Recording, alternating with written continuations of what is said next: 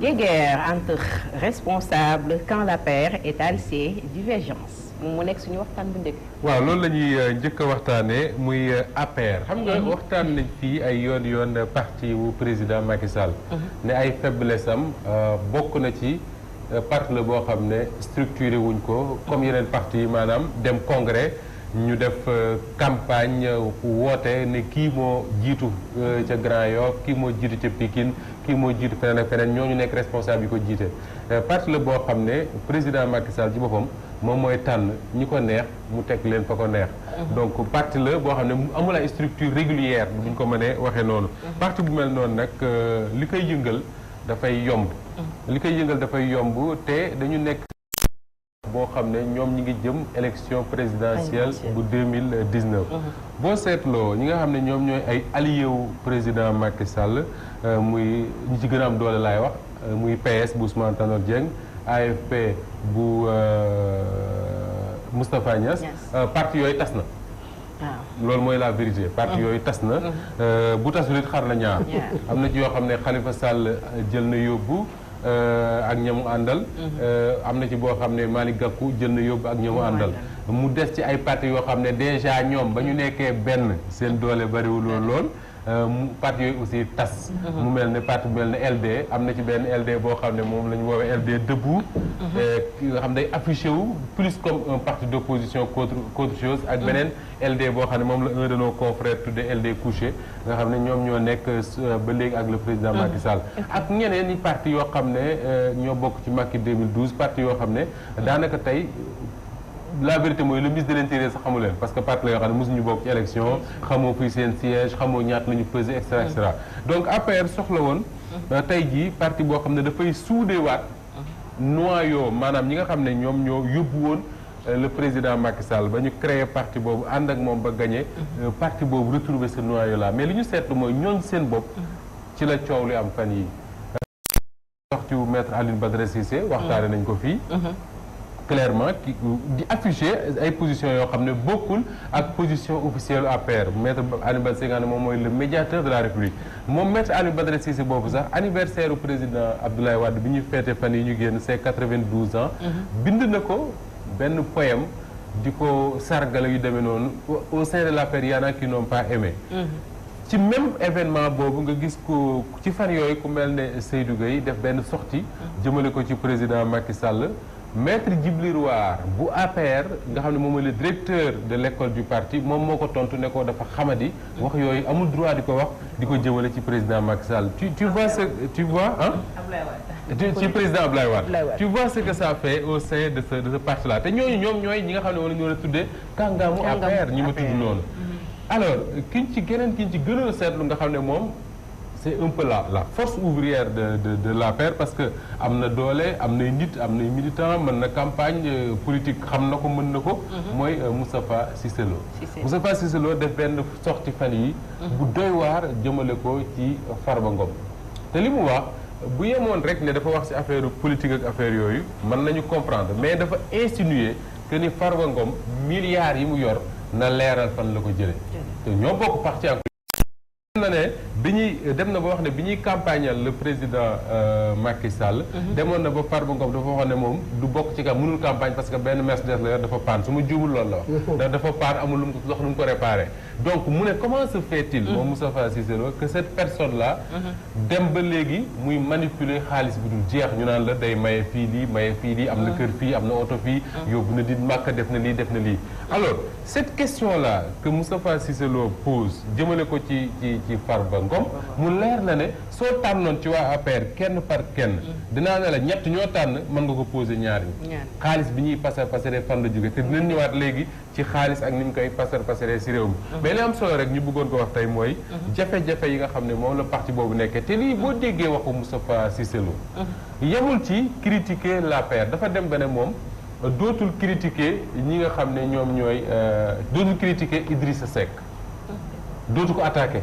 bu ñu ko laajee lan moo tax mu ne parce que moom dafa considérer que ni moo ko Idrissa Seck ay frères lañ léegi parce que ñoo bokk communauté bi ñu bokk ñoo bokk nekk ay murit mieux que ça mu ne moom moo ko Idrissa Seck ñoo bokk Serigne parce que Serigne Moussa Nawel Mbacké mooy seen sëriñ donc à partir du moment où Idrissa Seck Serigne Moussa Nawel mooy sëriñam moom Serigne Moussa Nawel mooy sëriñam par respect pour Serigne Moussa Nawel dootul et wax boobu soo ko déggee yemale ko rek ci waxu waxu taalibeeg morom ak yu demee noonu boo defee nag da ngay juum parce que Moustapha Cissé Lo dafa xam politique daf ci ñor certainement am na un message bu mu bëgg a lancer à ses frères de parti à ses camarades de parti particulièrement au président Macky Sall parce que bu fàttali attaqué na ko fi yàggul dara jaar foofu am na lu tax donc contexte bi mu amee mooy à quelques mois des élections présidentielles est-ce que loolu mënul affaiblir l'APR mënul affaiblir le candidat de l'APR moi je le crois fermement mieux que ça moo dina tey waa APR dañu engagé un débat wala un combat boo xam ne ñoom dañu yaakaaroon ne du posé wu mukk tant que rééliruñu président Macky Sall ba pare mooy kan moo koy wutu ce débat là se pose kan moo koy wutu am na ñoo xam ne comme Moustapha Cissé Lo il dit clairement que ni après le deuxième mandat de Macky Sall je serai candidat comme si moom daf ko leer day am deuxième mandat moom il a dit qu'il sera candidat parce que nee na dootu soutenir keneen ku dul kaw ku dul Macky Sall mais am na ñoo xam ne waxuñu ko mais au sein même de l'appareil de l'APR tey jii xeex boobu moo leen sonal pour kan mooy téye l'appareil pour que bu ëllëgee ñu mën a utiliser ce APR là wala cet APR là pour dem xeexi ji pour nekk wuutu président Macky Sall te pour wuutu ko il faut nga wuutu ko d'abord au sein de l'APR moo tax ku mel ni Aliou Badara Cissé jóg di crier sa légitimité Mimi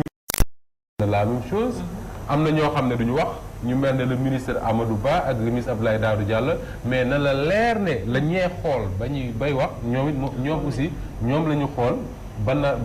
di préparer en conséquence donc bu fekkoon ne c'est un combat boo xam dañ ko engagé après la réélection de Macky Sall peut-être ce serait moins grave pour le candidat Macky Sall mais si ce débat-là se pose alors que moom il est à la quête d'un deuxième mandat su deful nag mën na ko coûter très cher man benn wax rek laa am ci point boobu Moustapha mooy man je crois fermement que la survie de l'APR dépend du deuxième mandat de évidemment Macky Sall Macky Sall su amul deuxième mandat na la wóor ne APR mooy jeex na comme ni mu juddoo noonu lay nax saayee ndax soo déggee depuis lors ñi nga xam te ne ñoom ñoo nekk au sein peut-être duñ ko ñemewuñ ko crier tout haut moo di ne ñoom ñëpp tey jii parti bi li ñuy jooy moo di ne structuré wul amul ay structure nag moom mooy amul ay bànqaas yu solide yu ko téye te soo déggee Moustapha Cissé Lo li mu leen wax carrément loolu mooy wax wane ne APR tey jii amatul ay socle yu ko téye ndax su la ne APR sama doom la man maa sos APR xëcc Macky Sall ne ko kaay ñu jiital la loolu ki ne moo sos nag moo samp base yi moo def lépp ba mu taxaw kooku tey jii su ne génnee naa ci sama loxo te il n'y est pas allé par le dos de la cuillère dafa wax li nga xamante ne moom la gëm moom la xam moo di ne bërëb bi amul structure respect amatu ca joxatuñu ñi ngi war a jox seen ëpp gëdd Macky Sall a préféré les transhumants que ñoom ñi nga xamante ne ñoom ñoo ko sosoon tey jii nee na moom bu bëggee fekkee ne dafa bëgg a gis Macky Sall mu doon problème bi mu bëggee siège Assemblée nationale dañ ko ne na moytandiku benn man na ko bàyyeek Moustapha Niasse nee na tey jii Moustapha Niasse si boppam moo waroon am ngoru doyal ndax si Senghor ba léegi ma ngay nguuroo jour boobu bi ma koy suivre ak loo bañ nit ki da nga koy nangul franc parler nangoo ko dëggoom et Sénégal peut-être ñun loolu la ñu manqué koo xamante ne day jàkkaarloog yow di la wax dëgg que ça te plaise ou non mu wax la li nga xamante ne moom la sentir moom la gëm fii ku ko fi def ñu ne la dof nga mais ku jaar feneen fa di la raaye ñu ne la naafeq nga wala beneen kii man je préfère nga ne ma dof nga que nga ne ma naafeq nga te loolu du moom kese moo ko dund biir parti bi ñaar ñi nga xamante ne c'est les membres fondateurs muy Moustapha Cissé Lo ak Aliou Badara Cissé ñoom ñoo subir loolu ñoom ñoo c'est-à-dire ñi nga xamante ne ñoo ko enfanté bokk ñooñu suñ si roccee seen loxo mooy liir boo xamante ne feragul nampatul ween assoiffé si lam lay mujj. parce que boo xoolee affaire li ngay wax noonu pour dëggal ko mooy ñu bari ñoo xam ne ñooy wax tey jii teg seen bopp les plus grands défenseurs du président Macky Sall ku wax ñu wax la lu bon. ñooñu ñun on était là bi APR di juddu. bi président Macky Sall di dem assemblée nationale. am fa problème ak Ablaye Wade dem seeti Alaaji Baara jóge ci Alaaji Baara ànd ak Moustapha Cissé Lo ñëwaat dem palais jéggalu président Wade na jéggal na ko problème boobu s'est dépassé xam nga yooyu yëpp du lu ñuy nettali parce que lu ñu fekke la. donc on savait qui était avec Macky Sall à l'époque. qui s'est sacrifié parce que bul fàttali ñoom ay Mbaye Ndiaye ay Moustapha Cissé Lo ay député lañu woon. le PDS daf leen a dàq assemblée lu musul am sax mooy dàq un député à l'assemblée parce que simplement la ligne du parti bi ñu tracé woon suivre alors ñooñu tey bu ñu taxawee di wax ci APR xam nañu wax te boo ñu seetlu le discours de Mbaye Ndiaye ak de Moustapha Cissé Lo man je les connais pas Mbaye Ndiaye je crois que je l'ai rencontré une fois fii laa ko fekk Ndeye Fatou Ndiaye moo ko invité woon benn débat Moustapha Cissé Lo benn jour laa ko gis fii la ñëw à Walf saaga ñu fi saaga yu métti mais bu dul loolu c'est des gens que je fréquente pas mais dama ne man soo leen déglu souvent seen discours dafay trancher un peu avec le discours de ñenn ci APR yi ñoom Sall Mbaye Ndiaye li ñu ko reproché woon mooy dëgg gi mu ci waxoon bul fàtte Moustapha Cissé Lo am na étape yu bëree yoo xam ne day taxaw wax su waxee ñu ne waxu nangam ak nangam mais en réalité li mu lay wax yépp après la réalité du terrain dafa koy wan donc li ma wax sànq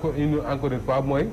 soo amee mbër mu jëm à un combat li nga bëgg mooy dajale le maximum de force mais soo amee ay frustration mën na ay jur ay jafe-jafe te bu président Macky Sall yaakaaree ne comme le dit Moustapha Cissé Lo que ni les transhumants yi nga xam ne ñoom lay addubee fan yii wala temps yii ñoom ñoo ko mën a assurer un deuxième mandat day ndax moom te moom il est bien placé pour le savoir parce que 2007 moo nekkoon le directeur de campagne d'Ablaye Wade Ablaye Wade a été réélu au premier tour en 2007 2012 il était face à Wade avait réussi à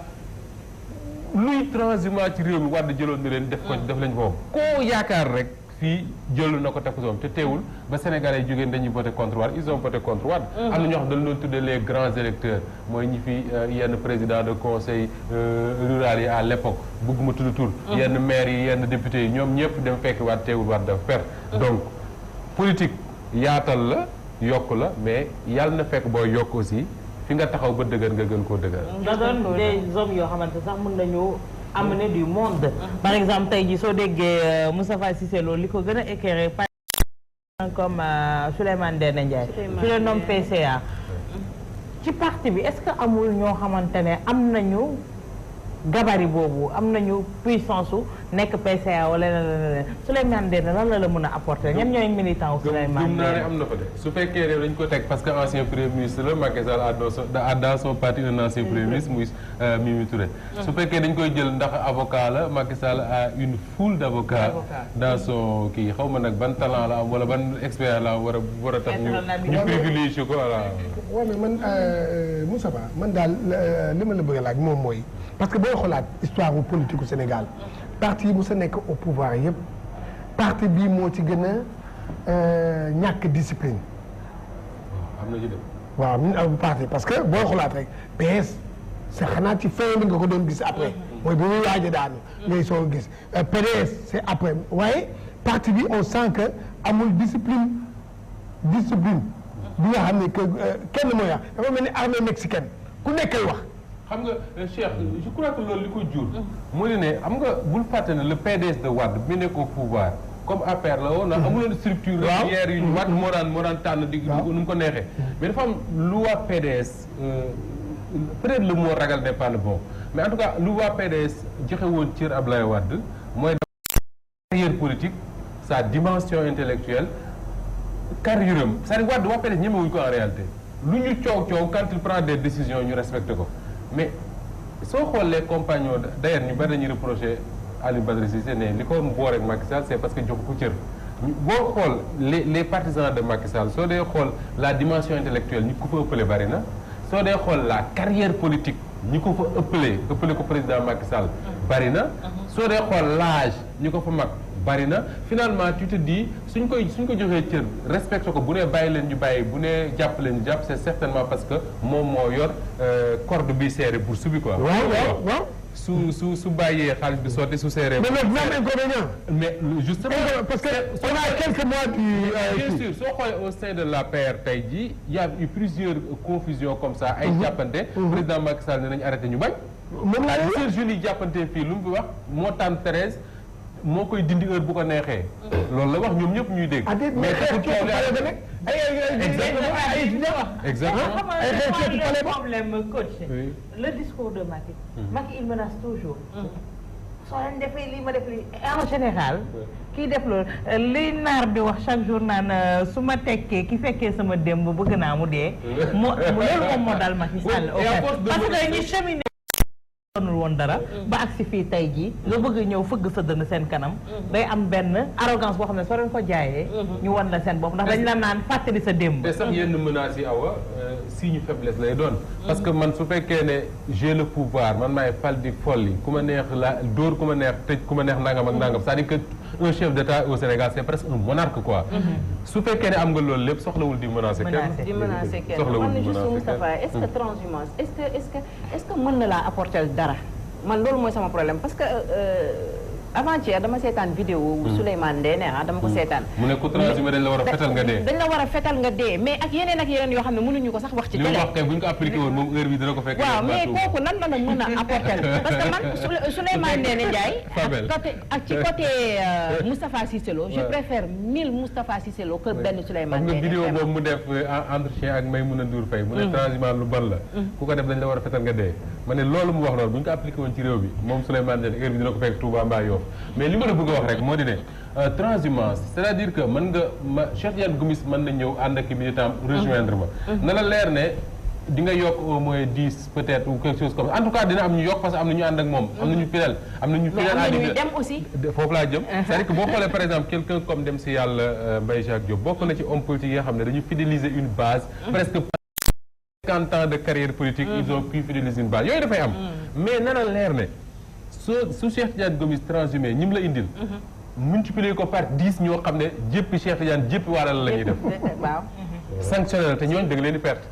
loolu mooy inconvénient wu transhumance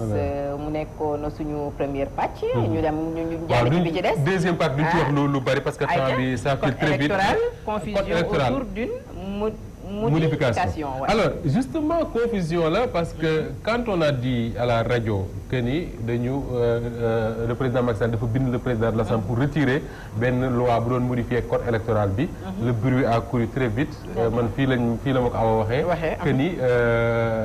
comment dire parrainage dañu retirer or li nga xam ne moom moo leer te ñu wax ñu ko ñun le ministre de l'Intérieur précise ko moom ci boppam ci benn entretien bu mu def ak Sud FM yenn site internet di retenir reprendre ko moo di ne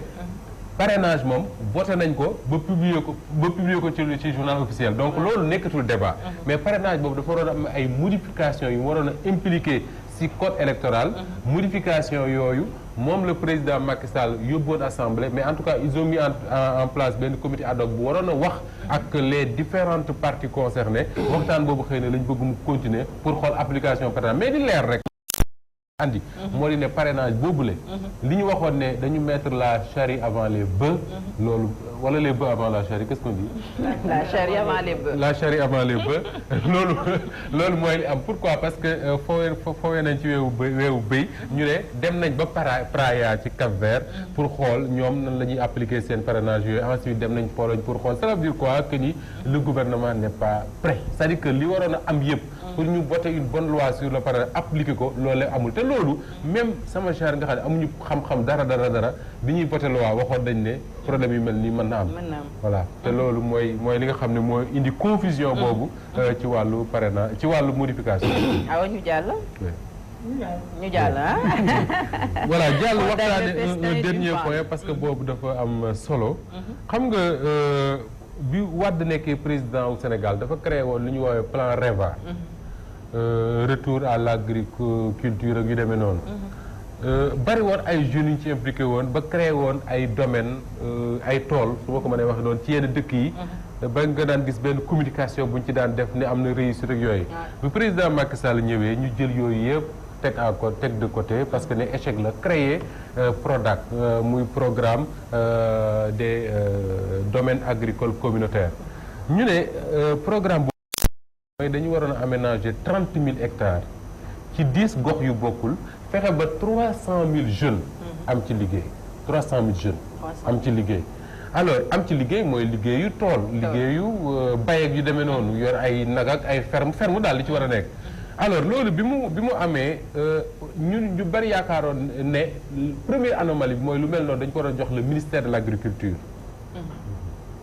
parce que ci wàllu mbay lañ nekk mais ils ont préféré donner ça au ministère de la jeunesse et de l'emploi pour que parce que emploi wu jeune lañ bëggoon a favoriser foofu mais li nga xam ne moom laa ci bëgg a wax te journaux yi bind ko semaine bi yëpp li tax sax ma tànn waxtaan ci mooy dama jàpp ne bari na Sénégalais yoo xam ne domaine agricole communautaire yi concerné na leen ci dëkk ya ñu nekk te li ci journaux yi bind bu ñu leen ko tekkilul duñ ko xam moo di ne dafa am benn mission d'inspection générale des finances boo xam ne moom la ñu yónni Prodac ñu ne mission bi ñu ko yónni woon en février 2017 mission boobu dem fa bi mu demee gis ay scandale yu graaw ci Prodac boobu ñu ne milliards ya fa nekkoon dañ ko def benn festin entre une bande d'amis mooy mi ngi mel ni rek man ak Cheikh Diane ak Awa ñu demoon chasse jàpp suñu bëy wala yu demee noonu ñëw lakk ko woo leen ñu toog seddoo ko lekk ko dem ñu ne milliards yi ñu def ci Prodac boobu noonu lañu ko defee te ñu ne kenn waralu ko kudul le ministre Mame Mbaye parce que ministre yi Prodac ci tutelam la nekk te ñu nu fa nommé ñëpp ñu ne ce sont ses amis exemple bi ma ciy joxee ñu ne dafa am benn compagnie Israël bu tudd Green 2000 boo xam ne moom la ñu waroon a liggéeyal ci mbir moom ñu ne Green 2000 boobu jox nañ ko contrat yi pour liggéey ci domaine agricole sur entente directe te bi ñu koy def amul quitus direction centrale des marchés publics te sans ce quitus là amuñu droit def loolu ñu ne ñooñu lekk nañ ci israéliens yooyu mooy juif yi ca Israël jox nañ leen ci 5 milliards 900 millions de francs CFA presse mi ngi ci presse bi li may wax nii 5 milliards 900 millions de francs CFA lekk nañ ko ci loo xam ne amuñu quitus pour joxe un marché comme ça mieux que ça bi ñu inspection générale des finances di def son enquête bi ñu dégloo waa ji nga xam ne moom moo jiite Green 2000 boobu israélien yooyu moom daf ne li muy liggéey waxtaanu ci ak des techniciens yi nga xam ne ñoom ñoo nekk ci Prodac mais le ministre lañ doon waxal directement ak coordonnateur Prodac boobu ñu ne moom ak Mame Mbaye Niang dañu déggoo woon trop mais finalement dañu am benn xuloo seen diggante ba ñu dax ko mi ngi tudd Jean-Pierre Senghor ba le journal Libération bind ne moom Jean-Pierre Senghor ak ki ko remplacé muy Mamina Daffé ñoom tijji nañ une information judiciaire ñaar Fabel li tax mbir mi jar a waxtaane moo di ne jàpp nañ fi ay nit fii ci Sénégal def ci kaso bi ndax yu mel nii Khalifa Ababacar Sall mi ngi ci kaso war a purger peine 5 ans de prison ferme pour lu ñu wax mbiru 1 milliard 800 fii on parle de quand je parle de 5 milliards mooy li nga xam ne moom la ñu mën a jàpp nii rek mais il y a beaucoup d'autres choses à côté alors ñu ne ti dinañ ci une information judiciaire je crois que bu ñu bëggee réew mi man Fabel Pa Gawsu ak Sénégal yi ñuy seetaan gëm ne loi ci réew mi nekkalu fi Masamba nekkalu fi Mademba lu mel nii lu jar a leeral je dis pas que li ñu bind yëpp noonu la demee noonu la amee mais en tout cas ñi nga xam ne ñoo yor justice war ko rendre au nom du peuple sénégalais war nañu càmbar mbir mi ñu xam ñaar ñu ci tudd muy Jean-Pierre Senghor ay Mamina Daffé mais également le ministre de tutelle ak généralement ñëpp ñu tuddee une bande de copains autour de cette affaire là il faut que ñu leeral mieux que ça ñu ne sax amoon na un marché de communication bu waroon a accompagner cette affaire là marché ba mu demee des choses yoo xam ne daal doy na waar te kenn du ci wax. mi ngi noonu kenn non seulement kenn du ci wax mais buñ ci waxee sax nag ñun ñi ciy wax. sax parce que non parce que généwul Macky Sall. kii bi chaise bi kenn laalu ko ñooñu def lii. laaluñu chaise bi. te ki si tudd dafa am ministre bi ñu ci tudd muy Mame Mbaye Niang dafa bokk ci ministre yi nga xam ne le couple présidentiel. ñu waxee ko noonu bokk na ci ministre yi gën a choyé. moom laa lay wax foofu la ñu bokk joxuñu ko n'importe quel ministère depuis lors soo gisee suñ ko joxee jeunesse ak emploi ci Prodac bi ñu waxoon ko mu nekk démembrement ministère de l'agriculture mais xool nañu ne peut-être que benn foo xamante ne la day génnee xaalis bu bëri ñu ne xaaral ñu bàyyi ko ci tutelam ñu ne déen ne waaye ñu jox ko beneen ministère bu am solo muy ministère du tourisme ndax compétence am ndax capacité may na ko mu gérer ko te ministère boo xamante ne li muy génnee ci xaalis ba nga demee ca télé yu mag yi ca France ñu laaj la seen dëkk boobu lu ñu am pour war a nekk pour kii yi gën faa sawar kii yi nu mu tudd touristes yi mu ne am nañ naaj am nañ ay bàyyi ba voilà pour moom le tourisme s'arrête à ça. moom noonu la naka jaayee sunu dëkk bi. ak ay bàyyi ma ay jaan. c'est que 2 poids 2 mesures bi en tout cas moom moo war a jeex te que commencé wul ci biir rek dafa soo xoolee COUD xool poste xool port autonome de Dakar yooyu yëpp on passe sous silence dossier yi nga xamante ne mi ngi ci tableau Macky Sall. mais c'est ça justement awa loolu mooy 2 poids 2 mesures boobu ngay wax moom mooy créer lu ñu tuddee le sentiment d'injustice dans ce pays c'est-à-dire que dañu jàpp ñoo xam ne ay opposants farouches au pouvoir enquête def li ñu war a def ne ñoo taqal yi def ci kaso bi à côté ñu nu cité parce que quand je dis ñu cité encore une fois Fabel waxuma rek ñoo xam ne presse moo bind wala Cheikh Tidiane Gomis moo wax ci réseaux sociaux yi rumeur bii wër ne diw def na nangam ak nangam mais COUD bi muy tudd dafa am un rapport de l'OFNAC si COUD bii ñuy wax nii si affaire Prodac bi c'est l'inspection générale des finances état wu Sénégal ñoom ñoo def un rapport alors yooyu su fekkee ne posé wuñ ci le plus petit pas pour jéem ko leeral mais li laay war a sol ne amatuñ droit jàpp keneen def kaso parce que je dis même pas que jàpp def kaso mais aussi au moins ñu poser des pas pour ñu xam ne ñii kat sobriété bi ñuy woote virtuosité bi ñuy woote ci yorinu réew mi dañ koo gëm moo tax ku bokk fii wala nga bokk fee aussi su leerul ñu teg la ci yoon et malheureusement li ñu commencé wul est-ce que mën nañ dem ba ci digg ba di ko def ndax loolu tàmbale wuñ ko yaakaaruma ko de waaw yaakaaruma ko man awma ci benn yaakaar